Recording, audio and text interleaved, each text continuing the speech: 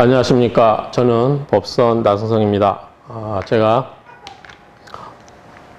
이 명리학 고전 강독과 아울러서 저 스스로도 명리학에 관한 이론을 다시 한번 공부하면서 제 나름대로 체계를 잡을 필요가 있겠다 싶어가지고 제 스스로 공부해서 이 강의 동영상을 찍고자 합니다. 물론 제가 이 책 형태로 책 작업도 할 건데요. 이거는 나중에 기회가 되면 제가 역시 PDF 파일로 만들어서 무료로 배포를 할 생각입니다. 그 대신 여러분들이 좋아요, 구독을 꼭 많이 눌러주십시오.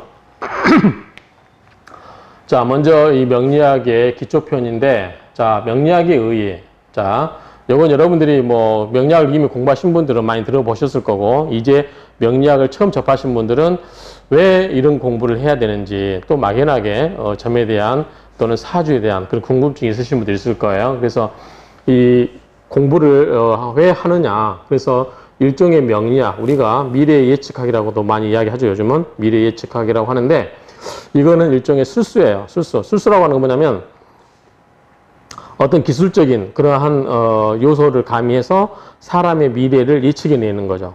그렇기 때문에 제가 봤을 때 이제 이 명리학은 술수학의 하나다. 물론 여러 가지가 있는데 술수학의 하나인데, 그럼 이 술수학이 왜 발달했을까? 여러분들 점을 왜 봐요? 미래 사실이 궁금해서 보는 거죠. 미래 사실이 왜 궁금해요? 이게 좋게 흘러갈지 나쁘게 흘러갈지, 뭐 내가 우리 애가 어느 대학을 가야 될지 말아야 될지, 전공을 어느 쪽으로 가야 될지 말아야 될지, 내가 우리 아빠가 사업을 이렇게 해야 되나 저렇게 해야 되나, 이 분야로 창업해야 되냐 말아야 되냐, 여러 가지가 궁금하잖아요. 그랬을 때 그런 여러 가지 인간에게 선택의 자유, 물론 인간에게 자유의지도 부여됐고, 그 다음에 인간의 의사결정으로 합리적인 판단으로 선택할 수도 있지만, 그래도 사람이 가끔은 판단이 안 될 때, 그럴 경우에 우리가 점을 치죠. 그렇기 때문에 우리가 이 술수학의 기본 전제는 뭐냐면, 우리가 미래에 어떤 사실에 대해서 궁금했을 때, 그거는 뭐냐면 우리가 완전하지 않다는 거죠. 인간은 우리가 철학적인 개념으로 중간자적인 존재라고 이야기하죠. 신과 동물 사이의 중간자적 존재라고도 서양 철학에서 그렇게 이야기하는데, 어쨌든 우리가 완전하지 않기 때문에 미래 사실에 대해서 궁금하기 때문에 그거를 점을 치겠다고 하는 거예요. 그러면 이 점을 보는 이유가 뭐냐면, 기본적으로 축일 피흉이에요. 자, 축일 피흉. 자, 기란 것은 추구를 하고, 만약에 점을 봐서 좋다 그러면은 좋다, 점괘가 나오면 진행하실 거죠. 흉하게 나왔다 그러면은 피해가겠죠. 하지 말아야겠다. 이번에 뭐 창업하려고 하는데 하지 말아라. 내가 이번에 커피숍을 운영하려고 하는데 커피숍을 할지 음식점을 할지 뭐 여러 가지, 그랬을 때 당신은 어느 게 좋다. 이렇게 했을 때 길한 것을 추구하고 흉한 것은 피해가려고 이 점을 보는 거죠. 그런 것처럼 이 술수학이라는 것은 미래에 불확실화돼서 있지만, 그거를 좋은 것은 추구를 하고 나쁜 것은 피하려고 하는 심리다라고 보면 될 것 같아요. 그러면 술수가 어떻게 인간의 미래를 예측할 거냐. 자, 이 기본적인 천재가 뭐냐면, 인간은 이 우주와, 즉 천과 땅 사이에 인간이라는 게 존재하죠. 그래서 인간은 뭐냐면 하늘로부터 일정한 기운을, 우주 질서의 기운을 받아서, 그것이 우리가 인간을 소우주라고 하거든요. 소우주. 그래서 인간의 우주, 이 천은 일종의 우주니까 이 하늘로부터 일정한 기운을 받아서 소우주인 인간에게 부여된 기운을 가지고 인간의 운명을 예측한다 라고 봤을 때, 그러면 이거를 봐야 되는데, 자, 그러면 이 기본 사상은 뭐냐면, 하늘과 인간은 어떻게 된다? 서로 감응을 하는 거죠. 그래서 우리가 이제 천인 상인론,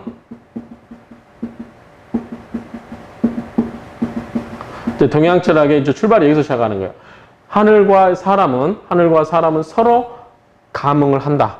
그래서 이 천인 상응론에 의해서 이제 인간의 운명을 하늘의 질서에 빗대서 인간의 운명을 예측한다라고 하는 게 이 천인상응론이라는 개념입니다. 그래서 이 자연계, 인간이 천체 또는 자연계 대우주로부터 영향을 받아서 자연 질서를 알게 되면 인간의 운명도 알 수 있다라고 하는 천인상응론에서 출발을 한다라고 보시면 돼요. 근데 우리 여기서 동양 철학이 술수는 약간 좀 그동안 왕따 당했죠. 솔직히 말하면. 그런데 이제 이 동양 철학이 똑같은 동양 철학인데, 자, 우리가 노노, 맹자 뭐 이런 거 있죠. 이런 거는 인간의 운명을 예측하는 건가요? 아니죠. 인간이라면 하늘로서의 부여받은 품성을 마땅히 갈고 닦아야 된다라고 하는 거예요. 그럼 뭐냐면 이거는 규범학이라고 볼 수 있죠. 규범학. 뭐 이 규범학이 볼 수 있고, 하나는 술수, 사주 이런 거요. 풍수 이런 거 술수라고 할 수 있어요. 자, 규범학이니까, 자, 규범학은 뭐예요? 사람이라면 마땅히 그렇게 해야 된다. 이제 우리가 이제 졸렌, 독일 개념인데, 독일어인데 뭐뭐 해야 된다. 마땅히 당위성을 이야기하는 거예요. 당위성. 당위성. 이거는 이제 사람들이 당연히 그거를 해야 되기 때문에 이거는 우리가 학문으로 인정이 됐어요. 우리가 학문으로.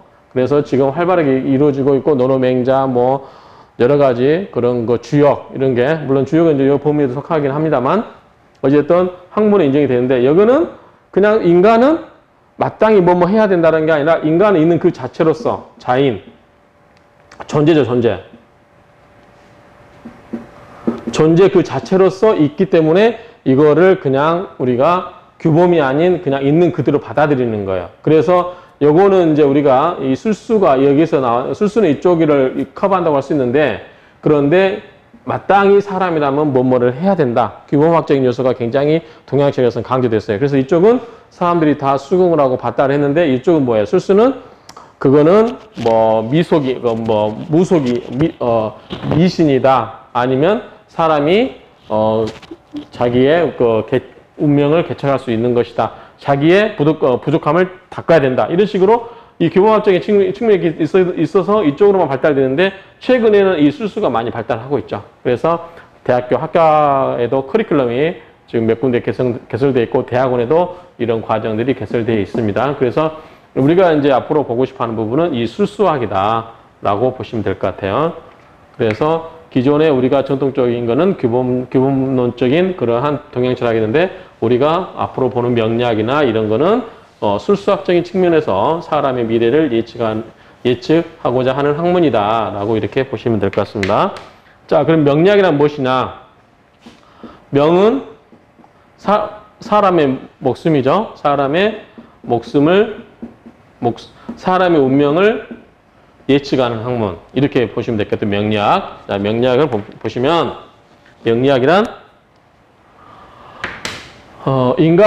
인간이 우주 기운에 상응하여 타고난 시점에, 자, 사람이 태어난 시점에 하늘의 기운을 부여받는데요.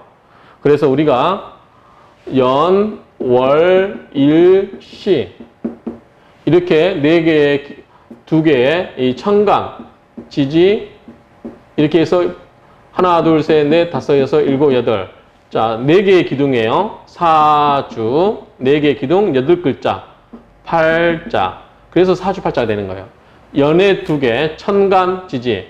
그래서, 자, 여기는 뭐냐면, 사주라고 하는 것은 이 사람이 몇 년, 몇 월, 며칠, 몇 일 날 태어나면 이 사람이 부여된 코드가 있어요.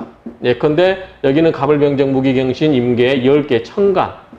천간이 있고, 밑에는 자축, 인묘, 진사오미, 신유술이라고 하는 12개의 지지가 있어요. 그래서 이 코드에 의해서 이거를 오행으로 풀어내가지고 그 사람의 운명을 예단하는 거예요. 그래서 너는 태어난 시점에 그런 기운을 받고 태어났기 때문에 너는 그렇게 운명이 흘러갈 것이다 라고 하는 거죠. 그러면 사주 정의에 의하면 운명이 정해져 있어요? 안 정해져 있어요? 운명이 정해져 있어요. 그런데 여러분들이 가끔 거기에다 이름을 바꿔서 바꿀 수 있나요? 뭐 얼굴 관상을 해서 바꿀 수 있나요? 미미합니다. 영향이 있긴 했는데 미미합니다. 그 나중에 성명학 시간이라 이제 그 관상, 달마상법이니 뭐 여러 가지 마이상법이니 그때 혹시 강의를 하게 되면 원전 강의 때 설명드리겠지만, 어찌됐든 이 사주의 기본 전제는 뭐다? 사람이 태어난 순간에 하늘로부터 일정한 기운을 부여받았기 때문에 그 태어난 시간을 바꿀 수 있어요, 없어요? 바꿀 수가 없죠. 그러면 사람의 사주도 바꿀 수 있다, 없다? 없다. 라고 해야 학문적인 거죠. 그렇죠? 사람이 사주 자체가 태어날 때 이미 정해있다고 하는데, 그 나중에 바꿔버린다고 하면은 사주를 공부할 필요가 없는 거죠. 그렇기 때문에 이 사주라고 하는 것은 이미 태어날 때 운명이 정해져 있다라고 보시면 돼요. 그래서 여기 보시면 자, 옛글 중에 연월일시, 자, 연월일시에 사람이 태어난 연도, 월, 일, 시간 이 네 개가 기유정, 이미 기자죠. 이미 정해져 있다. 이미 정해져 있는데 부생, 뜰 부자죠. 사람 인생이 떠 있는 거죠. 그냥 우리 그렇게 생각하시면 돼요. 긴 그 호수에, 큰 호수에 그냥 우리 수초 있죠, 수초. 그런 풀이 그냥 물결에 따라서 이렇게 흔들리는 거죠.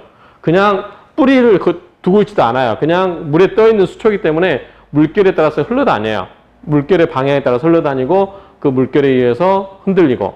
그런 것처럼 이미 이 사람의 인생이 떠 있는 인생인데 빌공짜잖아요. 비어있고 스스로 바쁘기만 하는 거예요. 비어있는데 사람의 운명이 이미 정해져 있어 버리는데 그거를 부지런히 막 자기 딴에는 열심히 헤엄친다고 하는데 그게 자기 의지대로 갈 수 있냐 이게 중요하죠. 여러분들 저기 물 급류에 떠내려갈 때 자기가 물을 거역해서 갈 수 있나요? 없죠. 그런 것처럼 이미 사람 인생도 그런 거대한 물결에 이미 떠다니는 부처와 같은 건데 사람이 부단히 그거를 피하겠다고 애써봤자 그 사람만 힘든 거죠.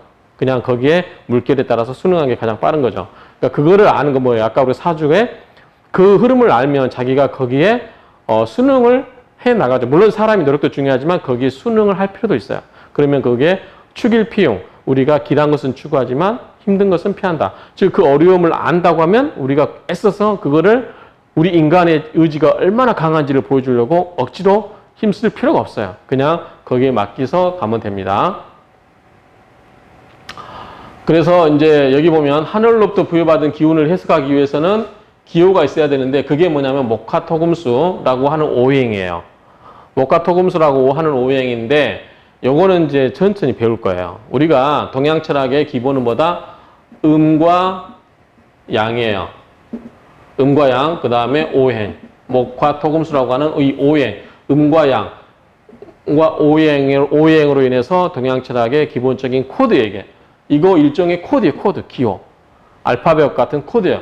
일종의 여러 가지의 그 함축적인 그 뜻을 갖고 있는 일종의 칩이라고 보시면 돼요. 그 칩이 어떻게 구성되어 있느냐에 따라서 인간의 운명이 다를 수 있다라고 보는 거예요. 그래서 이렇게 보시면 되고요.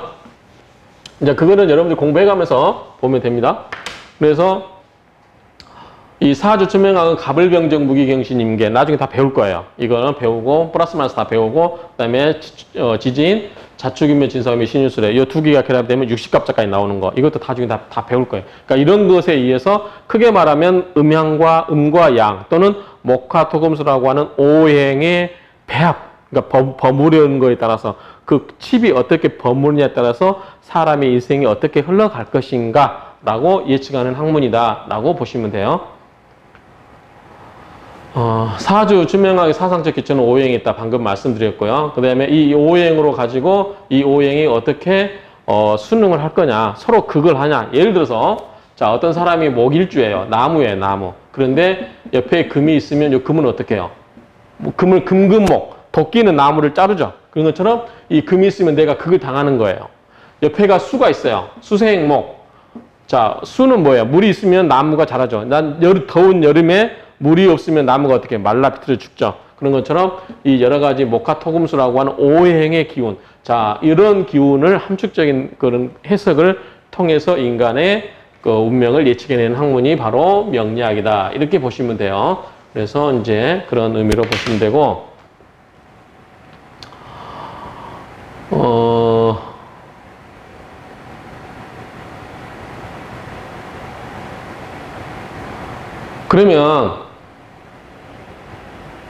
그러면 사람이 제가 예컨대 80년을 살고 100년을 살아요. 그러면 80년 전에 태어난 시점에 그 운명 갖고 내가 나머지 80년, 100년을 살아라. 그러면 너무 억울하죠. 그렇죠?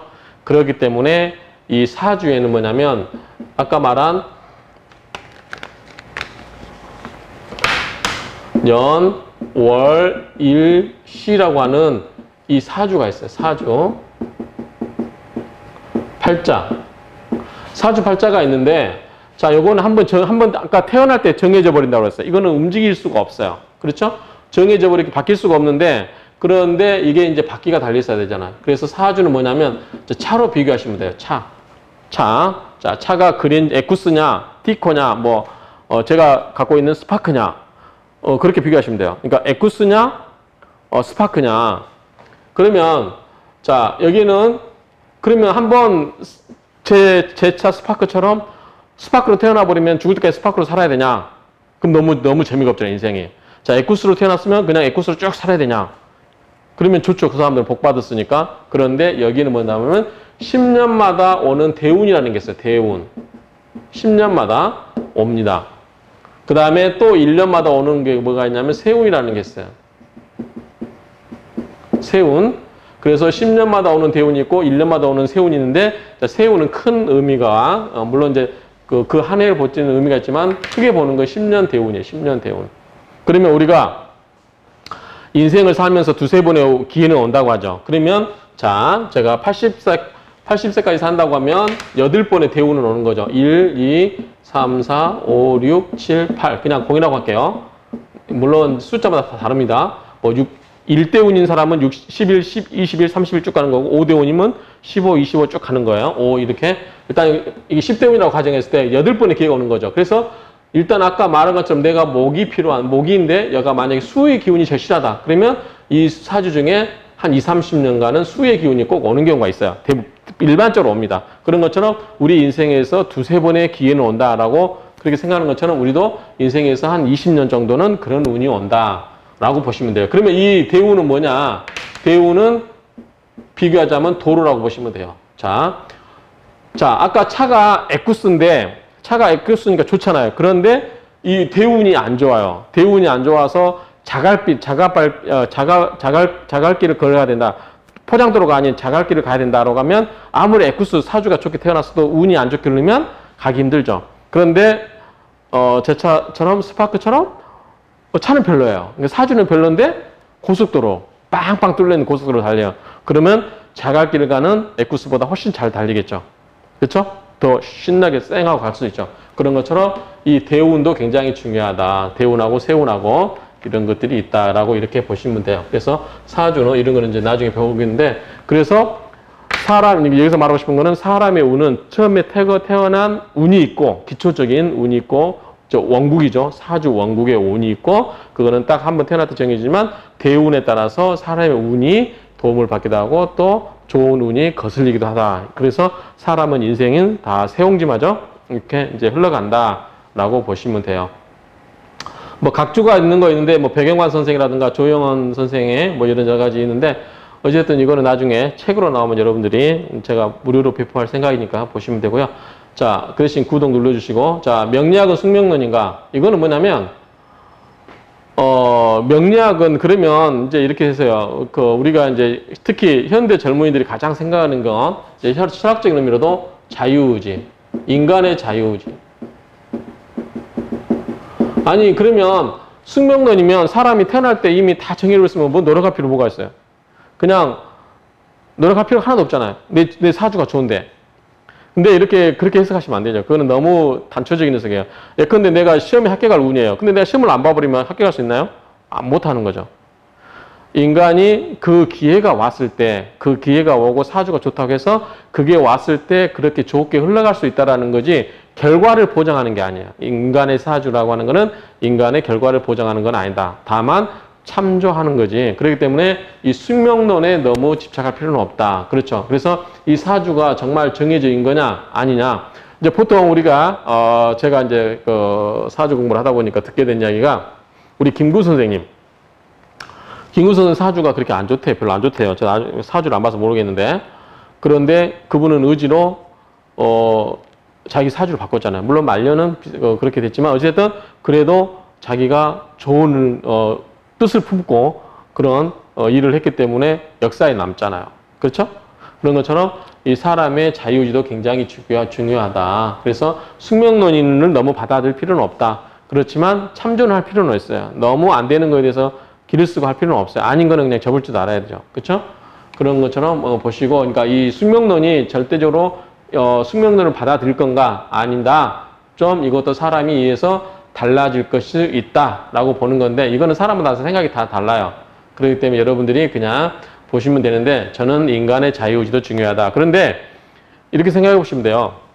제가 이제 사주를 공부하면서 느낀 건데 아까 제가 그랬잖아. 물에 떠내려가는 그 수초처럼 막 수초는 속에서 발버둥을 쳐요. 자기는 막 무트로 나가겠다고. 그런데 막 발버둥 치던 와중에 물결이 이렇게 휙 돌면서 그냥 갔어요.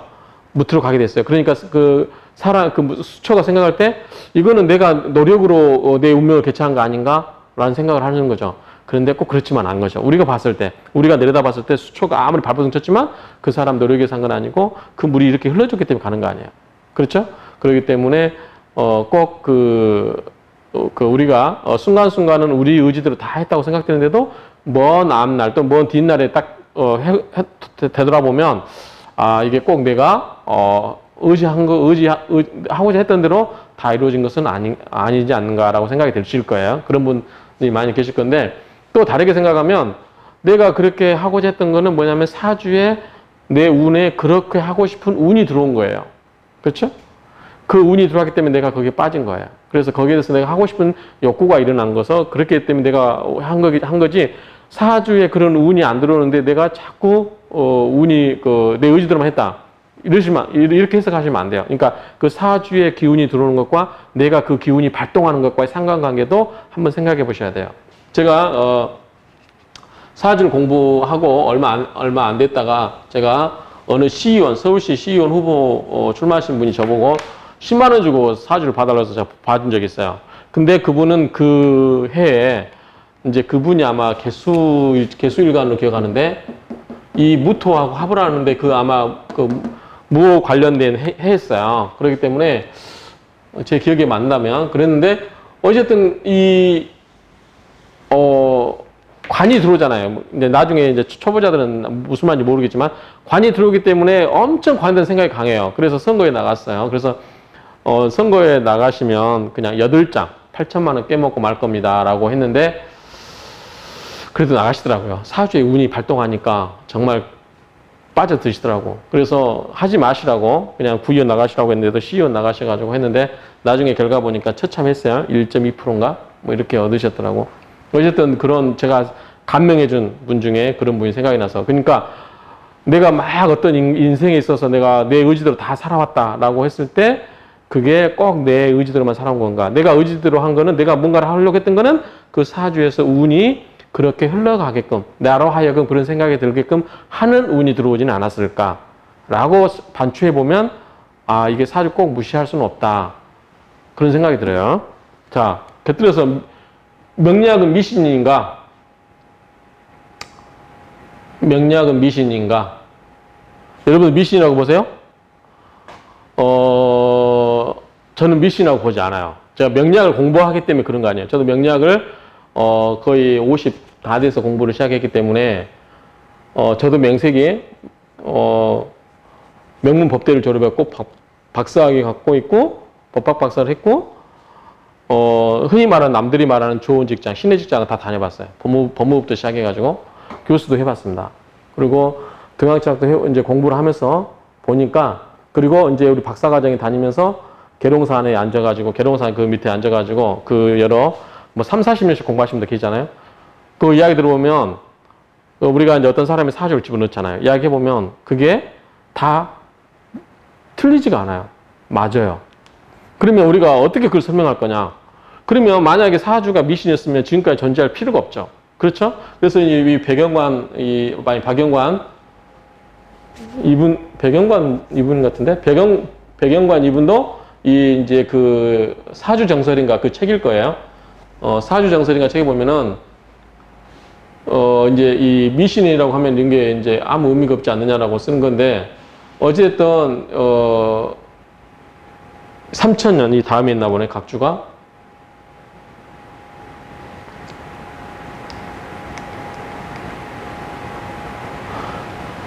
이 얘기인가요?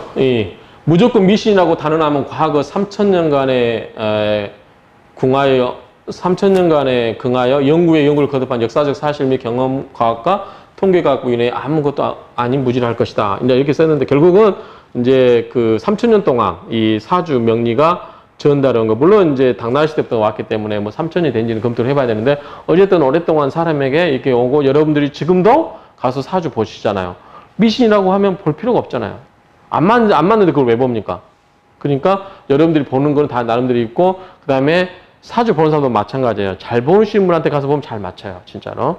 그래서 이게 꼭 미신을 치부할 수는 없는 것 같다. 뭔가 있긴 있는 것 같아요. 그러니까 저도 이 공부를 하는 거예요. 물론 제가 이제 나이 들어서 이제 노년에 제가 평생 이 자연의, 우주 자연의 질서를 공부하고 싶다라는 생각에서 하는 거예요. 물론 이걸 가지고 제가 영업을 할 생각은 없습니다. 제가 이렇게 공부하는 걸 좋아하니까 공부해서 이렇게 여러분한테 무료로 책도 나눠주고 강의도 해드리고 이러면 좋잖아요. 저도 공부를 하고 그런 생각으로 시작을 했기 때문에 저도 공부를 해보니까 꼭 미신만은 아니다라는 생각이 들어요. 이건 여러분들은 알아서 판단하십시오. 그냥 뭔가 있는 것 같아요. 뭔가. 그런데 아직까지는 딱 부러지게 아니다. 저도 한 300명 이상을 이게 감정해보면 맞춰요. 잘 맞춰요. 심지어는 등산하러 올라가시는 처자, 30대 초반 처자인데 딱 사주 보고 나서 한 소리가 당신 이 스님 되려고 올라가냐. 그랬는데 그 아가씨 주지 스님 면접 보러 간대요. 2달만 참아라. 2달만 참고 헬스장 가서 열심히 운동이나 해라. 그렇게 충고를 했거든요. 나중에 총무스님한테 물어보니까 주지 스님이 내려보냈대요. 그러니까 제가 그걸 어떻게 알겠어요. 제가 사주 공부 얼마 한지 안 됐는데 그런 것도 있고, 또 저도 재밌는 스토리가 많이 있습니다. 그건 이제 강의할 때 하나씩 해드리고, 어쨌든 꼭 미신은 아니다. 뭔가를 좀 잘 마실 땐 정말 잘 마실 수 있는 그런 부분이 있다. 이렇게 최근에는 저희 흑석동에 거주하시는 분인데 아크로에 사시는 분이고, 이제 저를 많이 도와주시고 그러니까 저한테 정신적으로도 많이 격려해 주신 분인데, 우연히 이제 그분 사주를 봤는데 부모님한테 문제가 생길 수 있는 거였거든요. 그래서 제가 혹시 부모님이 아프시냐 그랬더니 웃으시면서 그럴 일 없다. 진짜 건강하시대요. 그런데 며칠 있다가 오셨어요. 돌아가셨다고. 상 치르고 왔다고. 그런 경우도 있어요. 그러니까 이거는 아무튼 꼭 미신은 아니고 뭔가 있다. 아직은 제가 공부하는 입장이라서 더 연구를 해보고 나중에 한 20년 공부하고 제가 확실하게 한번 이야기할 때가 올 것 같아요. 어쨌든 미신인가라는 부분은 여기까지 정리를 하도록 하겠습니다. 아무튼 지금 이제 이 시간에 이야기한 건 결론적으로 뭐냐면, 명리학이라고 하는 것은 인간이 미래 사실에 대해서 불확실성으로 인해서 그 불확실함을 해소하기 하는 하나의 방편으로 미래를 예측하는 학문인데, 그것은 하늘에 있는 기운을 인간에게 대입시켜서 그 기운을 음양과 플러스 마이너스라고 하는 음양과 목화 토금수라고 하는 오행을 가지고서 그거를 일종의 코드화해 가지고 그 사람이 태어난 사주 연월 일시 4개에다가 2글자씩 해서 8글자, 그래서 사주팔자를 그걸 가지고 풀어냈다. 거기에서 인과관계, 그러니까 5가지 오행의 수능 관계, 그 다음에 역관계, 이런 거를 살펴봐서 그 사람의 운명을 예측하는 거다. 그 다음에 그 태어난 사주가 원국이고, 그거는 일종의 차에 비유할 수 있다고 하면, 그 사람이 10년마다 돌아오는 운이 있기 때문에 그 때를 잘 만나면 사주가 그다지 좋지 않더라도 그 운이 잘 만나면 잘 흘러갈 수 있다. 일종의 도로와 같다라고 이렇게 보시면 되고요. 그 사주가 이제 미신이냐 아니면은 그게 이제 쓸데없는 거냐라고 했을 때, 제 개인적인 경험으로 봤을 때, 지금까지 제가 개인적으로 경험을 봤을 때는 그렇게 미신은 아닌 것 같다. 다만 여기에 여러분들이 현혹되면 안 돼요. 현혹되시면 안 되고, 여러분들이 주관을 갖고 하셔야 돼요. 가끔가다 이제 여러분들이 현혹되면 그거를 이용하려고 하는 그런 못된 그런 분들이 계시는데, 일단 여러분들이 아셔야 돼요. 제가 이걸 공부하는 이유 중에 하나도, 제가 이거 들어보면, 제가 최근에 홍대 저도 이제 전보로 다녀요. 돈 주고. 근데 홍대 가서 이게 한번 보는데 엉터리로 감명하는 거예요. 그래서 제가 돈도 안 주고 안 주면서 당신이 이렇게 해석하면 안 된다. 이렇게 따끔하게 충고한 적도 있어요. 그러니까 상대방이 말하면 저는 무슨 말인지 다 이제 대충 공부를 했기 때문에 알아듣거든요. 그렇지만 저희도 숨기고 다녀요. 진검승바로. 저 사람이 무슨 말 하나? 왜 저렇게 이야기했을까? 이제 공부거든요, 그게. 그러니까 그런 것처럼 너무 맹신하지도 말고 너무 그렇다고 미신으로 치부하지도 마시라.